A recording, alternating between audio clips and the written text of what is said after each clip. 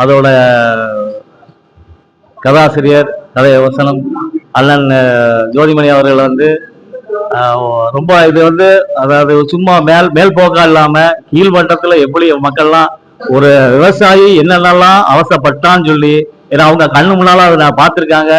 அவங்களே அந்த கதாசிரியரே ஒரு பெரிய போராட்டங்கள் நடத்தி தான் அந்த குளம் தூர் வர்றது வைக்கிறது எல்லாம் அவங்க உண்மையாவே நடந்த விஷயங்கள். இது சும்மா சாதாரண வெறும் கதை கிடையாது. இது உண்மையாவே எத்தனை நாள் அவங்க கலெக்டரேட்டுக்கு அலைஞ்சாங்க வச்சாங்கன்னு எங்களுக்கு நல்லா தெரியும்.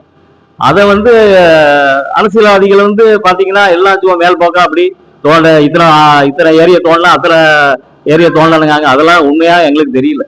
இவங்க வந்து கஷ்டப்பட்டுலாம் நின்று தூர வாரி அந்த கிராமத்துக்காக நிறைய செய்யலாம். இதே மாதிரி எல்லா ஊர்லயும் எல்லா விவசாயிகளும் அந்த படத்துல காமிக்கிறாங்க, வாழைத்தோட்டம் மழை பெஞ்சு இதாக அழிச்சு போகுது. அப்போ அவங்களுக்கு காம்படிஷன் யாரு கொடுக்குறா?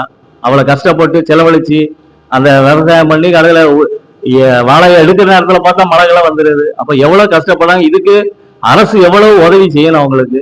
ஏன்னா நம்ம விவசாயி தான் நாட்டின் முதுகெலும்புங்கிறாங்க. ஆனா அது அப்படியா இருக்கு?